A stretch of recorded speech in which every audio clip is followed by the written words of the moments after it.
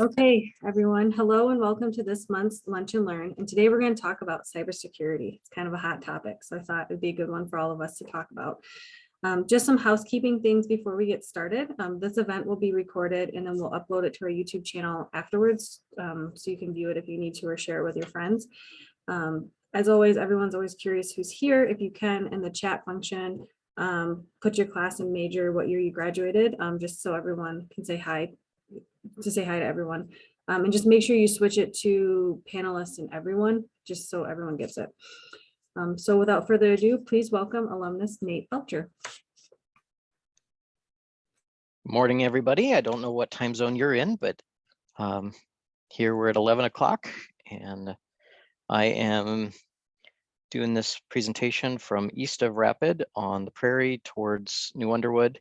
It is ridiculously windy. I am an alumnus from the year 2000, mechanical engineer and computer science. So what I want to say before we get started is if you have questions, go ahead and raise your hand or type in the chat. We'll try to answer them as we go along. I'll take a couple different breaks along the way so that we can get questions answered. Like Sarah said, cybersecurity is a hot topic. It's getting hotter and hotter. And so we're trying to present some common sense ways of dealing with cybersecurity issues. So I'm going to start my PowerPoint here, presentation that we'll walk through. And I have some videos to show along with it, so hopefully they will come through. So I have to check the buttons for that. Sarah, can you see my screen? Yep, I can see it. Beautiful. All right. As I said, my name is Nathan Belcher. I am Information Security Analyst at the South Dakota School of Mines. And today we're going to talk about common sense cybersecurity measures, ways to keep yourself safe at work, at home, with your kids, when you're out and about on vacation. Here we go. All right. So this is my family, a little bit about me. I'm a father of 3 girls. My oldest daughter, Grace, there in yellow. She is graduating from Rapid City Central High School this year and will be attending School of Mines as an environmental engineer. My wife, Kirsten, she's a nurse. I have been working in the ITS department for the last 9 years. I'm an information security analyst and I'm an adjunct professor for the computer science department. I graduated in mechanical engineering and computer science in 2000. I have a master's from Nyack College, Alliance Theological Seminary out in New York. And then I did another master's certificate in ethical hacking, which gives me the title, I'm a certified ethical hacker, which is I think it's one of the greatest titles you could have. It looks really good on your business card. And then I have a master's of cyber defense also from Dakota State University. I've worked for the Air Force, Global Weather, and Offutt Air Force Base in Omaha. I've worked as web programmer for various companies, including National American University, Nyack College, Rapid City Regional Hospital, and the CMA Church. So done lots of different things. I've been in IT for about 20 years, computer science, programming, various things. And I will be your geek for the day. We're going to talk about cybersecurity. Okay, just checking questions. All right. Came across this quote during my master's program and I like it. And it just covers the danger of the internet and the cybersecurity realm. It says, if the internet were a city street, I would not travel it in daylight.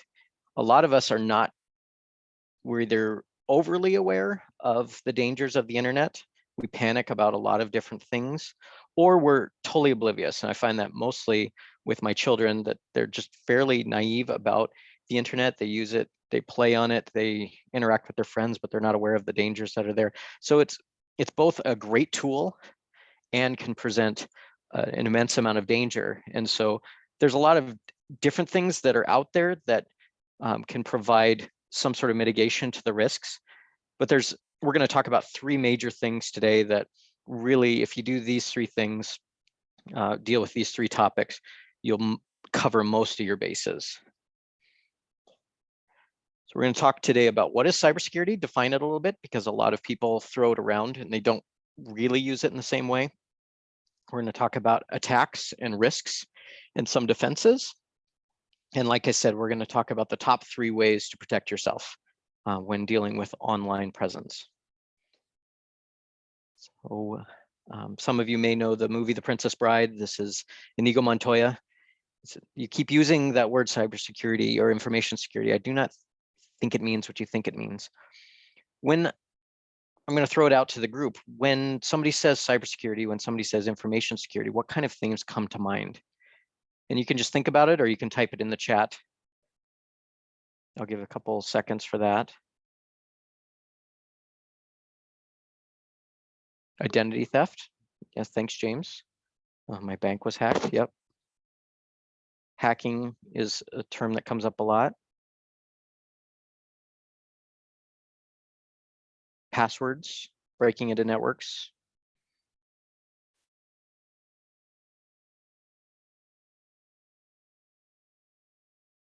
Encryption, some of the technical sides of information security for sure.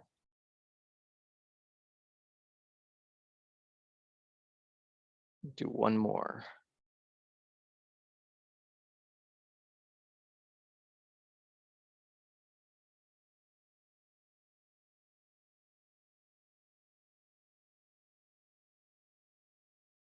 So online banking, online shopping as well. So there are a lot of things that pertain to information security. We're going to talk here a little bit. Cybersecurity professionals talk about what's called the CIA triad. They break down in the cybersecurity into 3 different aspects. To say something is cyber secure, we need to protect the confidentiality, the integrity, and the availability of the electronic data. So confidentiality, basically, you're saying this thing will remain confidential. It will remain private to the people it's supposed to remain private to. It's only accessible to those who are allowed to access it. You don't want your bank to be accessed by anybody in the world. You only want you and maybe your family members, those you've authorized to access that information. Integrity, you want it to remain the way it is. We'll go with the bank metaphor again. You don't want not only somebody getting into your bank, but you don't want your bank information to change without authorized people changing it. You make a deposit, you have a bill pay set up that withdraws from your bank account, but you don't want anybody else changing your balance without permission. And then going again with the bank metaphor, cybersecurity also means it's available, that data, that information is available when you need it. It doesn't do you any good to have online banking that is confidential and won't change, but you can never get to it. It needs to be up. It needs to be accessible either by walking in the bank. It needs to be accessible by going through the drive-through, or go access it on your phone or on the online portal. So cybersecurity means we're protecting and we're maintaining the confidentiality, the integrity, and the availability of these digital or online resources.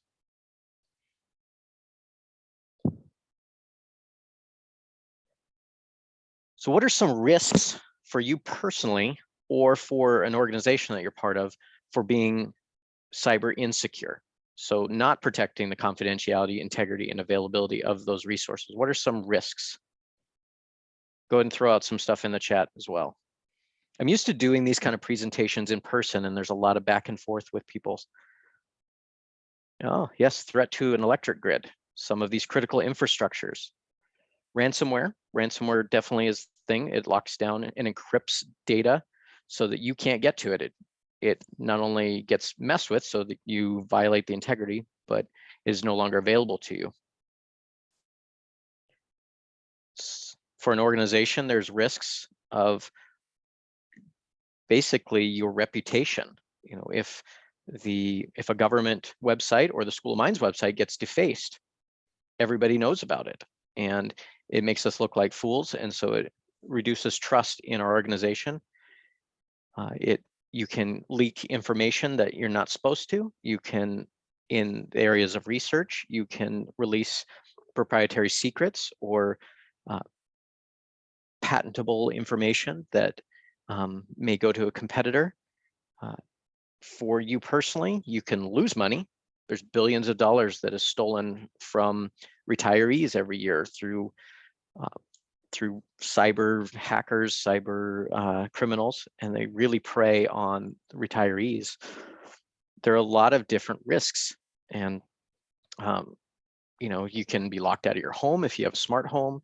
You can, your retirement funds can disappear. In the online world where you have a social media presence, you can have people question you. You put false information on Facebook or LinkedIn or all these kind of things. So you may not, the people that look in those things may not understand what's really true about you. So there's lots of risks to being cyber insecure, both for you personally and for your organization. These are just some headlines that have come up in the last 5 years or so. Lots of different things, different companies being hacked, personal information being leaked. Yahoo is still, the Yahoo breach that happened, I think 6 years ago now, is still the largest password account breach in history. There are recent hacks. I believe in the last year, we had our first deaths that were closely tied or attributed to cybersecurity attacks. There was a ransomware attack on a hospital in Germany that all medical emergencies were being transferred to other hospitals, and a woman was picked up by a German ambulance and diverted to another hospital further away, 45 minutes away, and died en route because she wasn't able to get medical care. There was a young kid in Alabama that actually this mother gave birth, the baby was born. This hospital had also been hit by ransomware attacks, and all of their instruments were down, so they couldn't scan for various things. And one of the monitors that was supposed to be monitoring this child went down, and the baby died because they couldn't monitor this child. So you got 2 deaths in the last year that have gone out of the cybersecurity realm into the real world, and our lives are actually being affected very, very real ways. I mean, your money's at risk, reputation's at risk, accessibility. The city of Atlanta got a ransomware attack, and for weeks had to do everything down to parking tickets by hand and through paper and ledgers and notebooks. Very inefficient, very inconvenient. They lost a lot of money and a lot of efficiency because of that. So these are real things that are affecting us all the time. I want to talk about 3 components of a cybersecurity attack. So these are taken from military terminology. A lot of cybersecurity stuff takes things from the military as well. So you have attack surfaces and attack vectors. So with this, we have a medieval castle. When you're attacking this medieval castle, you attack at an attack surface. So there's several places you can attack this thing. You can attack the walls, you can attack the gate, you can attack the towers, whatever. These are the surfaces that are at risk. If you're launching things over walls, you have roofs, all those kind of things. And the attack vectors are how it's being attacked. So you have, like archers, siege weapons, catapults, and then the castle will have mitigations and defenses. The castle itself is a mitigation. It's a defensive mechanism around a village or around a king or queen or whatever. They got high walls. They have these ramparts that are used for defensive action. You have the drawbridge. You have the portcullis, the little gate that comes down. You have the moat that runs around it. These are defenses to these attacks. And then you can do mitigations like this, a keep off the grass sign. We do that all the time in the corporate world. We put up signs. You have to bypass an acceptable use policy when you log into a computer. We have signs on server room doors or certain buildings that you're not allowed to go to. And then in the medieval world, you had archers also on the defending side. So it sort of ends up being an attack back. There are different things on the cybersecurity realm you can do as well to attack back, but that's usually frowned upon. Usually we're made to just be on a defensive posture. So we're protecting, we're putting up walls, things called firewalls. We're doing strong passwords. We're doing multi-factor authentication using your phone. You log in with your password and then you have your phone to verify things. So lots of different attack surfaces, vectors, and mitigations and defenses. We'll talk about those specifically in the cyber realm here. So where do cyber attacks occur? All of us, you're probably very well aware of where they occur. They can occur in your desktop or your laptop. They can occur on a wired network, a wireless network. They can occur on your email. They can occur on stored files on hard drives. Usually you have to have physical access to those, but things like cloud files allow access from all over the world. A cyber attack surface, your phone, your tablet. Different softwares can have different attack surfaces, databases or the front end or a programming interface. IoT, we'll go back up. IoT, Internet of Things, is a fairly recent area that is an attack surface. We have a lot of smart devices in our homes, smart TVs, smart watches, smart Amazon Alexas, smart doorbells, smart light bulbs, smart thermostats. These things are my biggest concern when I'm talking about cybersecurity. They allow a lot of interesting automation, a lot of interesting metrics for interacting with your home, but they are very, very vulnerable in general to cyber attacks, mainly because they're rarely updated. And and we'll talk about it a little later, updates that you get frequently for your phones or for your computers. Every month, you get these updates pushed out to you. IoT devices don't get those. So when a vulnerability is found or they update the code in some way, rarely do the IoT devices get that patch. It's just the new devices coming out that would get that patch. And so you have these things sitting on your home networks, these things sitting on your corporate networks that are vulnerable, that are with known vulnerabilities. And so those present a lot of problems for cybersecurity. There's an interesting comic that this is like the nightmare of smart home. It's your home is holding you for ransom. I'm turning off the heat until you warm up my bank account. I'll start your car, but only take you to make a bank transfer to me, pay up or the fridge won't open, these kind of things. So it's kind of a joke, but it's potential for these things to happen.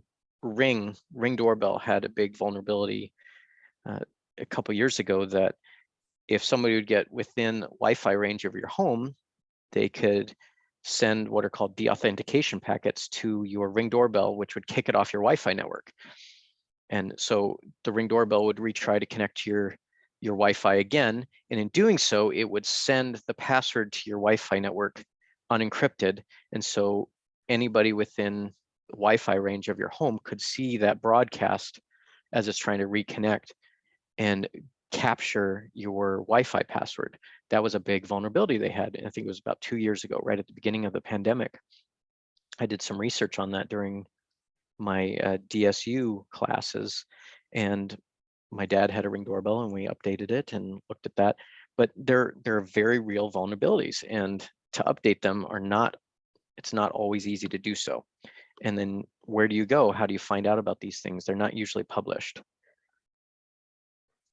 Wi-Fi is another big vulnerability area. Problem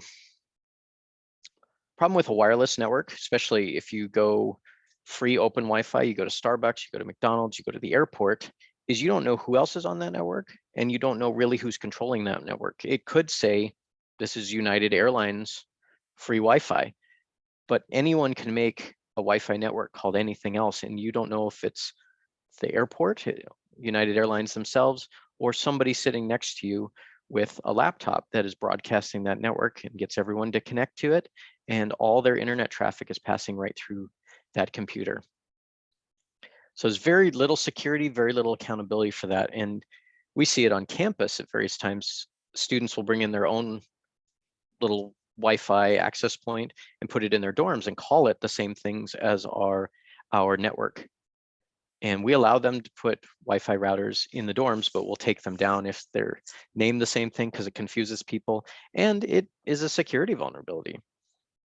I have an interesting tool in my office that is called the Wi-Fi Pineapple. And it's the same tool that Russian hackers use to attack the Olympic Committee at The Hague in Geneva. And they were using it to attack back after some Russian athletes were removed from the Olympics because of doping scandals, and they were looking for dirt on Olympic officials. They were looking for ways of shaming people or just taking down their network. Well, this interesting little thing called a Wi-Fi Pineapple, it looks just like an access point, and what it'll do is your wireless devices, your phones, your tablets, are constantly looking for Wi-Fi networks, especially when you leave your home, they're looking for your home network. Say I have one called Nate's Home. Well, when I leave home, I go to Walmart, my phone's going, hey, Nate's Home network, are you there? Are you there? Are you there? Over and over and over again.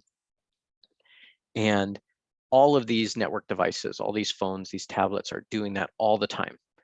And this Wi-Fi Pineapple will listen to that, and it will create a list of all these networks that people are looking for, that phone devices are looking for. And then you can tell the Wi-Fi Pineapple, okay, you've collected all these, now broadcast those back. And it will say, the phone's going, hey, Nate's Home, are you there? Are you there? Are you there? Well, the Wi-Fi Pineapple will go, yep, I'm here. I'm Nate's Home. Connect to me. And because your phone remembers that network, it will automatically connect to it. And so at that point, all your traffic runs through my Wi-Fi Pineapple. It's a pretty sneaky thing, and it's really hard to notice, and really hard to tell from your phone which network you're connected to. So kind of sneaky stuff. Be very suspicious of open Wi-Fi. Really, it's best to connect to only trusted Wi-Fis, or if you're connected to an open Wi-Fi, use a thing called a virtual private network or a VPN. And there's lots of services out there in lots of different companies that are good and some that are a little suspicious. So I'm going to talk about the top 3 cyber attack vectors. So these are almost consistently for the last 10 years. These have been the top 3 ways that attacks have been done. Before we get into that, are there any questions? So we'll move on to the next section, but I just want to see if there's any questions. We've talked about, the attack vectors, the attack surfaces, and we'll talk about some defenses here in just a little bit. Okay, I don't see any questions, so we'll move on to the top 3 attack vectors here. So, exploiting vulnerabilities that are in software or in hardware, phishing, email phishing, and now smishing it's called, but it's text-based on your phone. It's basically the old spam caller, robocaller, that kind of thing, but in your text messages and your email, and what's called a weak credential attack. So the first main attack is exploiting vulnerabilities. And I want to talk about a term called a 0-day. So every month, if you have a Windows machine or an Apple machine, you receive updates all the time. Okay, so these updates not only are doing enhancements and doing fixes, but they're also fixing security issues. What happens in the computer realm is if you have a good researcher, they notify Apple or Microsoft and say, hey, I found this problem in your software. They notify them, and Microsoft and Apple, their engineers, software engineers, get working on it, and they fix it, and they release that update after they test it. So when they release that update, the world knows this was an issue in Microsoft Windows 10.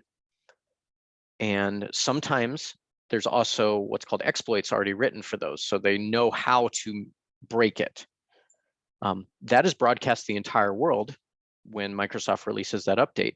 And bad guys know that most people will be given the updates, but most people probably won't get them installed right away. And over the next week, most people will get the installs done. So early on, they have a really good chance of catching a lot of people with that vulnerability. So they use the exploit and they send it out en masse, and their chances of success reduce throughout the week as people's computers update, as they reboot, as they shut them down, and that fix gets put in place. So when you're doing automatic updates, you want to install them as soon as possible in general, and you want to also restart your computer. Restarting the computer usually solidifies those updates, changes the files that are in use, that kind of thing. So that will make it so that you're no longer vulnerable to those known vulnerabilities, these 0 days, these things that are known right away, and the rest of the world is trying to exploit them. And they know that they have a limited time to exploit this and to take advantage of these known vulnerabilities. There are also unknown vulnerabilities that hackers do, but those are fairly rare.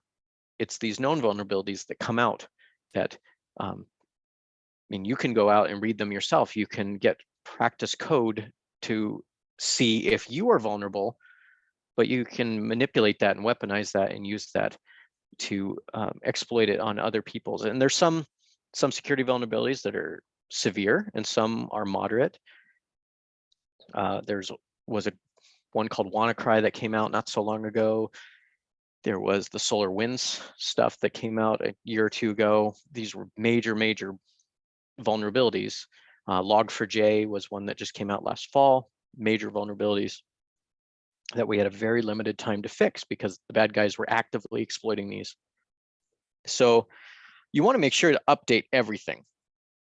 Update every single device if you can. The problem is those IoT devices don't have a mechanism to update them very easily. So before you buy a device, you want to make sure to get these things updated, or at least know how to get these things updated. The second vector that's very common is phishing. And phishing is an initial attack mechanism, and it is usually coupled with the things like the exploiting vulnerabilities. You'll receive an email. Those emails aren't expected. We have this as an example for one of our ladies on campus, Jonica Morrow. She was in the process of buying a home, and she got on a list somehow that she would get these emails quite frequently. And this says, you know, that this is a closing document. And this came a week after she closed on her home. So she was like, oh, wow, you know, this pertains to me. And she was even expecting it at the time. And when you click this open link, it pops up a login page. And what this will do, if she types in her username and password, she clicks view file, it'll say, oh, you didn't type it correctly. And she'll type it again and click view file, and then it'll give an error. So what it's done is it's sent your username and your password to the bad guys, and you've confirmed it twice. So they know for sure that is your password. She didn't actually fall for this, she reported it, but this is exactly, it looks like a legitimate website and she was expecting it. This is exactly what she saw, and this is very common in the world. And so they'll get your password, they'll be able to get into your account. There are other ones where it makes you download a file, and that file runs one of these 0-day exploits and compromises your computer. So there's lots of different ways they can gain a foothold. Most attacks start with a phishing email. Most breaches in organizations start with a phishing email. They say like 95% of all attacks begin or have a phishing email component. So it is a major vector. And if you're working in the corporate world, you'll get a lot of security training. Almost always that security training focuses on phishing emails because it is such a common attack vector. We're going to watch a video just kind of describing what phishing is. Some of you are very familiar with phishing, and I apologize if this is too simple for you, but I want to make sure that we all understand what phishing is and what they look like, and because they're just so common and it's so prevalent. While checking your email, you receive an alarming message from your bank. It says that your account might be jeopardized and provides a link to enter in your private information. Even though the logos and contact information appear to be correct, this email wasn't from your bank, but instead it was sent by cyber criminals looking to phish you. Phishing is when scammers trick you into divulging personal and financial information by pretending to be a legitimate source. Just like fishermen cast lines with bait attached, these scammers send out official-sounding emails, hoping that you will let your guard down. They often build entire pages and logins dedicated to looking like authentic banks or businesses, designed to get you to gain your trust and lower your guard. Even more alarming, phishers can even pose as your friends and family to trick you.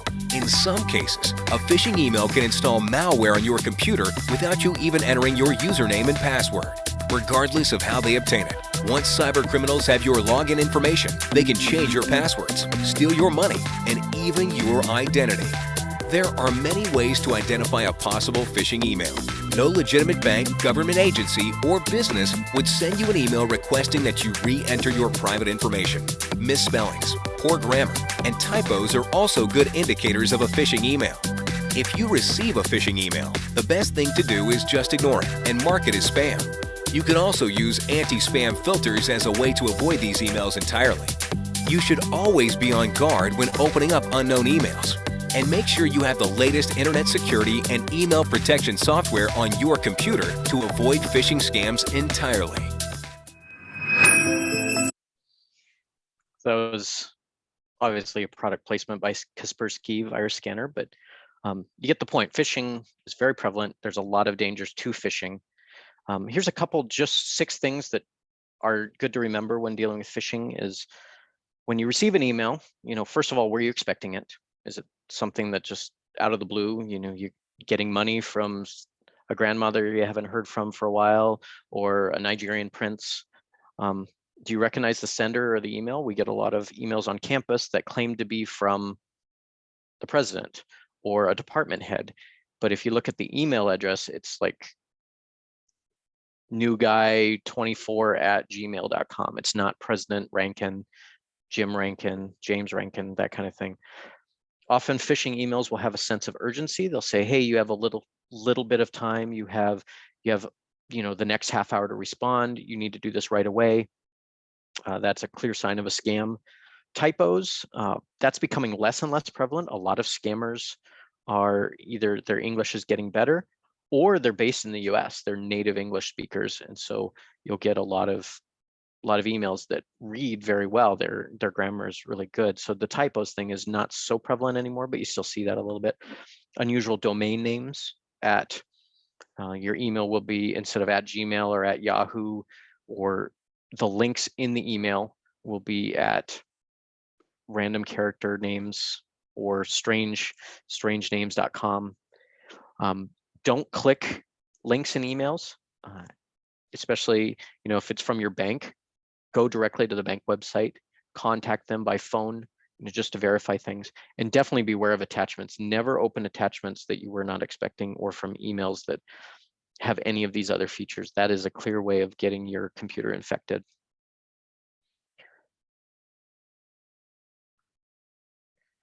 I do have a funny video that I really like this one. All of us have seen phishing scams. We've been, received emails from Nigerian princes or people that are saying, hey, your bank account has been compromised, change your password, and it's a lot of scams. So this guy, James Veitch, is a British comedian, and he did a lot of writing back to these scammers during the COVID pandemic and just had a lot of fun with it. And it's fun to see a little bit of getting back at these criminals. And so it helps solidify some of this stuff. I get a ton of scam emails, but instead of deleting them, I decided to hit reply. I got an email about some diamonds. Here's what happened. I got your contact from a South African health officer in Ghana. I find that unlikely. I need to move 1,000 carats of polished diamond. Equally unlikely. No, this transaction is 100% risk-free and does not attract any danger. So I knew I was in safe hands. Whose hands am I in? Lieutenant Commander Karoma. I'm in. He said, you will need to set up an account with our bank and pay the fee. I said, I'll set up a new account with your bank. There's an offer of a free toaster on at the moment, and I've got my heart set on it. He said, don't worry about getting a toaster. I thought, I'll be the judge of that. And then he told me to contact this bank, masquerading as the Royal Bank of Scotland. But what I love is their email address was info@royalbs, which I think is perfect. And then he said, don't delay, I don't have much days here on Earth. I said, when are you leaving Earth? He said, I have not seen anybody that is more unserious as you are. Even if I die soon, do you have to mock me with it? Just a couple of months to the bank. I said, look, I had no idea we were talking about your death. He said, what are you thinking I was talking about? Am I going to Mass? I said, where's Mass? Is that where the toaster is? He said, sorry, I mean Mars, one of the 9 planets of the solar system. So I sent an email to Royal Bank of Scotland and I said, look, I'm writing to you about some bling Lieutenant Commander is leaving me, and a free toaster you're giving me for opening the account. And they got back to me, they said, please send us the filled in account opening form, and there is no free toaster. Raj Ramesh, head of Costumer Care. I said, dear Costumer Care, are you sure? Because I heard I was getting a free gift for opening the account. What sort of costumes do you do? He said, there is no bonanza going on. And I thought that was an odd choice of word. And then he said, and even if there was, conditions would apply. This is what I sent them. I said, then how do you explain this? Free toaster. With any new account, Toaster Bonanza! No conditions apply. They said, that do not include Royal Bank of Scotland worldwide. I said, what are my options? I could do with a new kettle. He said, we will appreciate it if you do not bring up this gifting again because you won't get any. Just to be clear, are you saying that if I bring it up again, I won't get it, and if I don't bring it up again, I will, or are you just saying I won't get it at all? He said, please stop talking of a free toaster. And I thought, that sounds like a broken man, right? I said, of course, I shan't bring it up again. You have my word. He said, look, what we want from you is to do the right things. I said, I've done some research. I think we should go for the Longifore slicer in red. He said, please stop emailing us.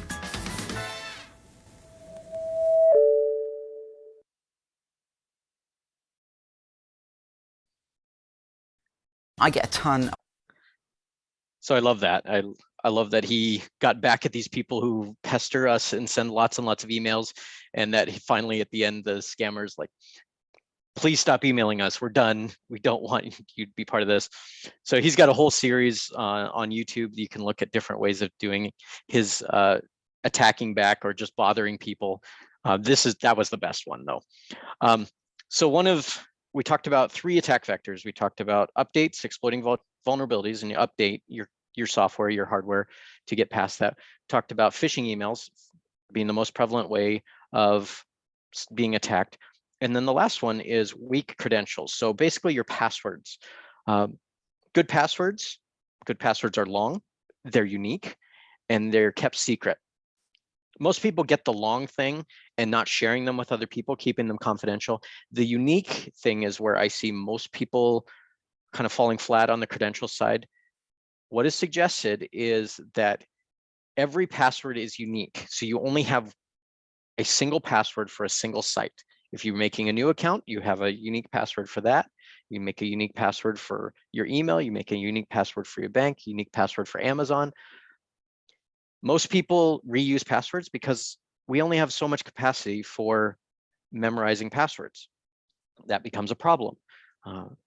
If you use the same account or same password for Amazon and your bank as you use for a dog forum that you go to frequently, and you learn about your, say, Scottish Terrier at this dog forum, and you interact there, and that dog forum doesn't have the best security and gets hacked. All of those passwords, all those emails are compromised. The scammers now have your login credentials for Amazon, and they have your login credentials for your bank. Scammers and hackers will reuse passwords and login credentials. There are literally libraries full of billions of passwords that are easily downloaded. I have one on my computer. It's like 7.3 billion passwords from combined different breaches that I use at different times to have people test their emails against.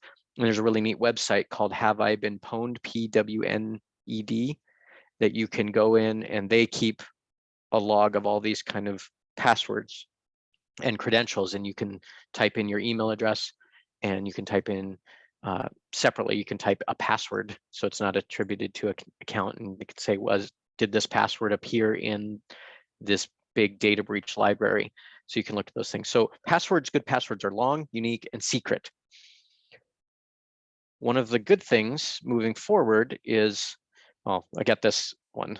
I don't know how my site keeps getting hacked. Everyone I give my password to says it's very secure.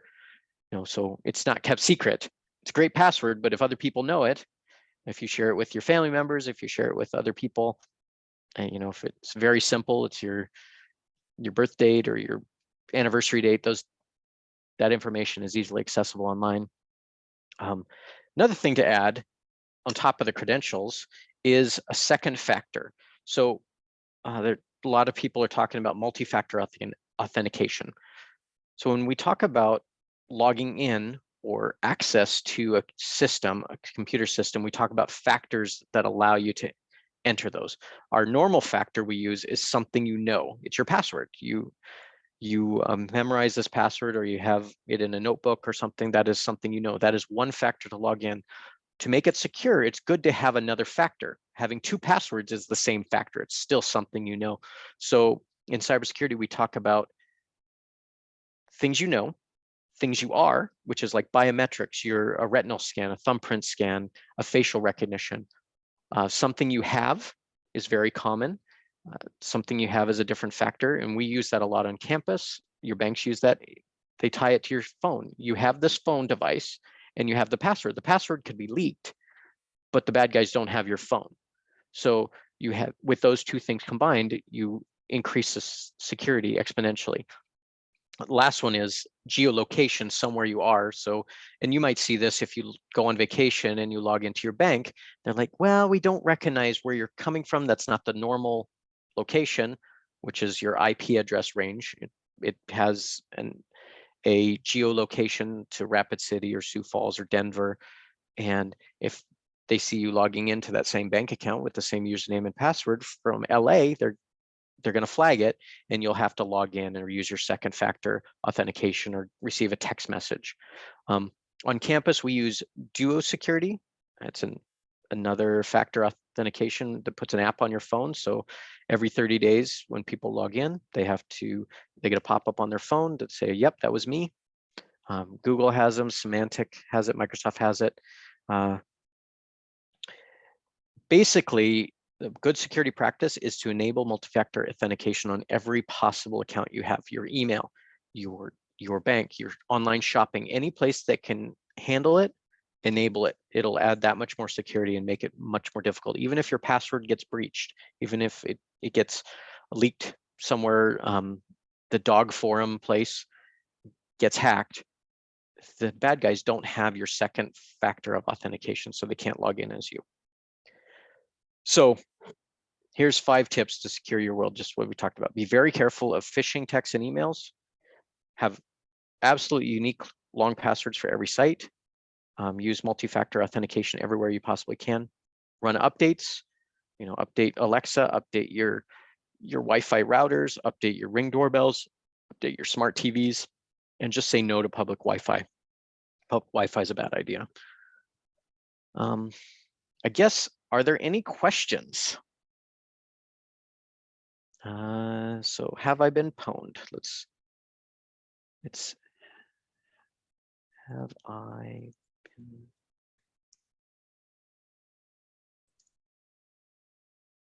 Believe that's the URL, haveibeenpwned.com. I should add it to the presentation. Any questions about what was talked about?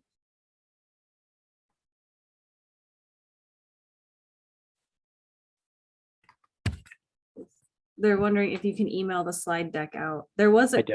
I definitely can. Okay. I'll have to clean it up. There's a lot of hidden slides for random things. How do you block numbers? Go ahead. Yeah, so how do you block numbers from text?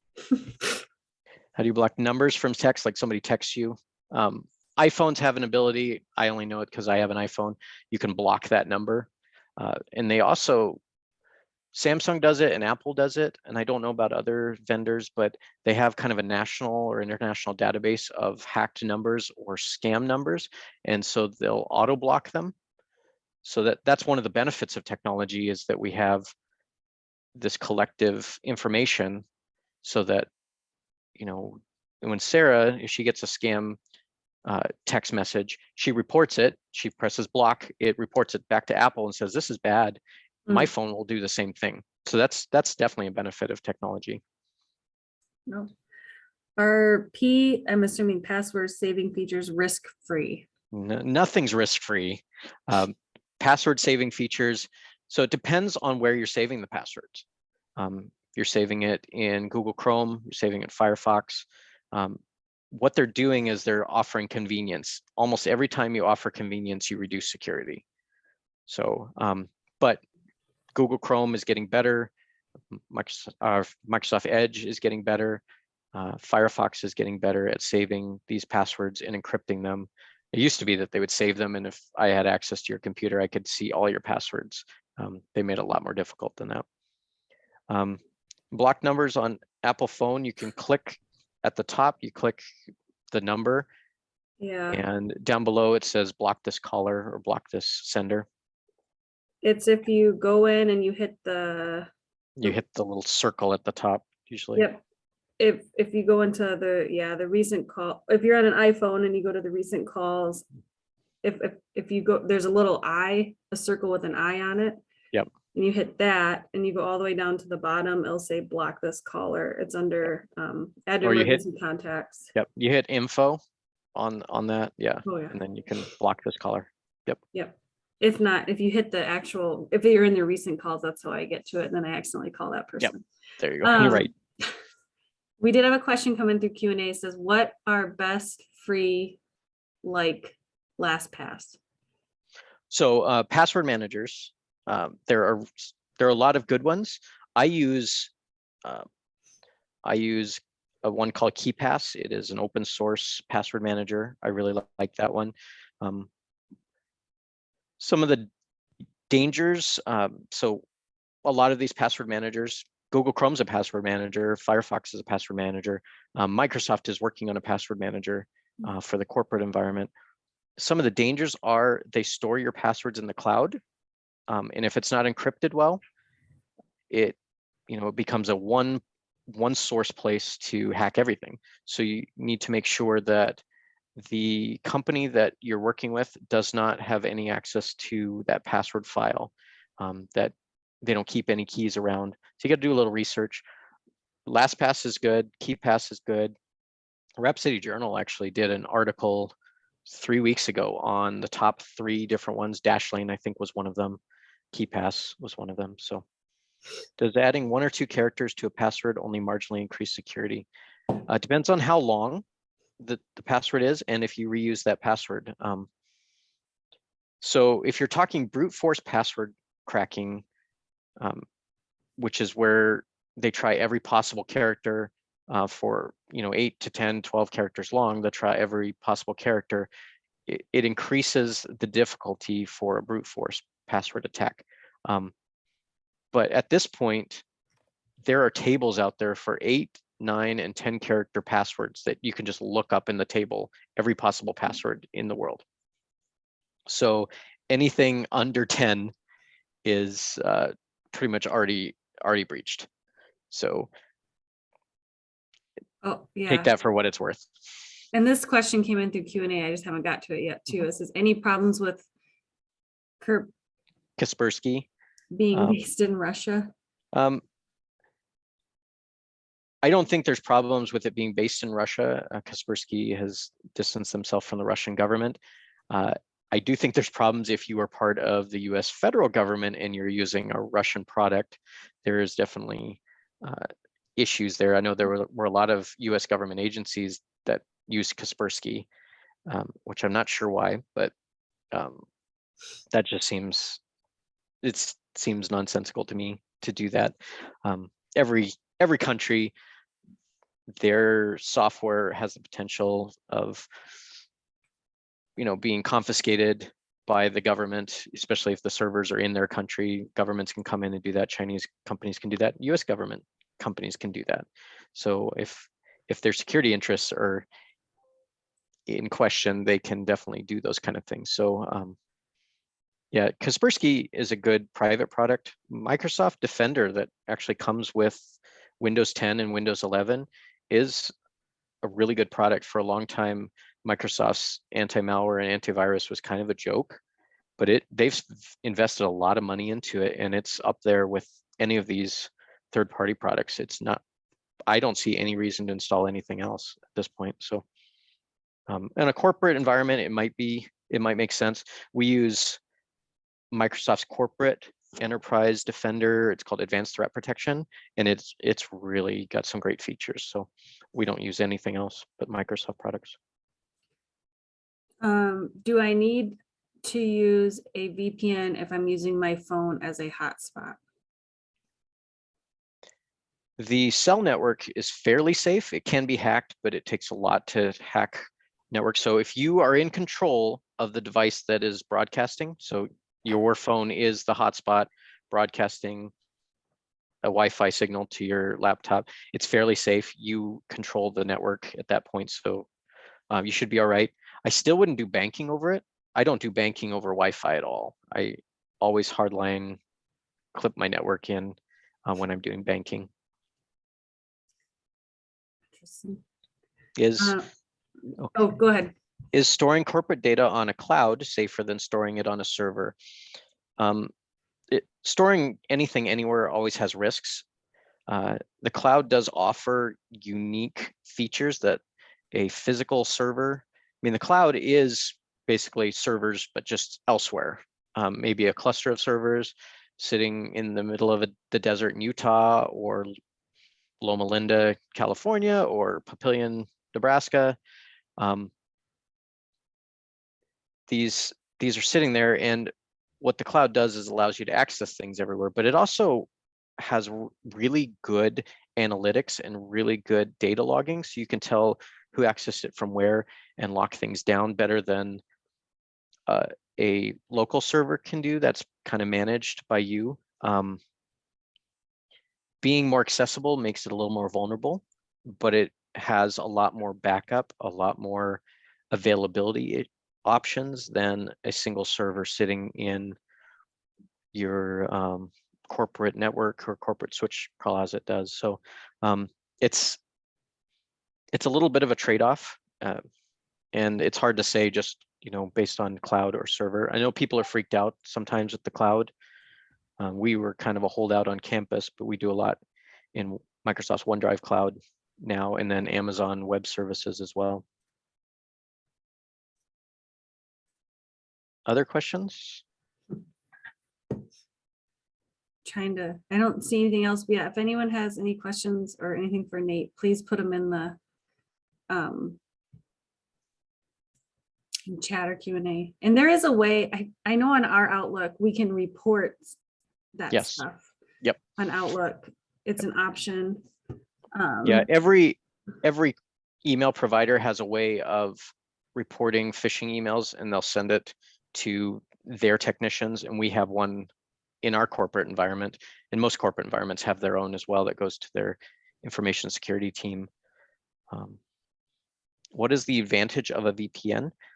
A VPN is virtual private network. Basically, it sets up what's called an encrypted tunnel between you and the endpoint. So if I want to say I am at Starbucks and I want to connect back to the School of Mines campus securely, I use our VPN connection, and it basically goes out to School of Mines and says, hey, I want to set up this tunnel. And there's a handshake back and forth in the encryption realm that basically will set up this tunnel that nobody can look inside of and see our data back and forth. They might see that I made a connection to School of Mines, and that's where it's going ultimately, but they can't see any of the data. It's all encrypted. The disadvantage is it slows down your traffic, so things are a little more laggy. You definitely don't want to do video or large files through that, but it is really good for transferring secure data, system administration, banking, online shopping, that kind of stuff. So VPNs are really good for that. I personally think they're overused, or at least right now, it's kind of a buzzword that people are saying you need this. NordVPN is a very common one that I see a lot of advertisement for, and they're just kind of scaring people into buying things. So, but I do think the VPN is very, very valuable for certain things. If you're just browsing the internet, not logging into anything, you don't need a VPN.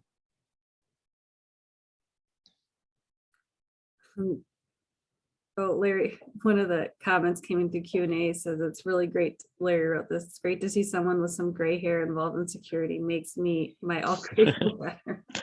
So this gray hair right here is from a master's program and from raising 3 girls. So yeah, I didn't have gray hair before I started my master's program. Good.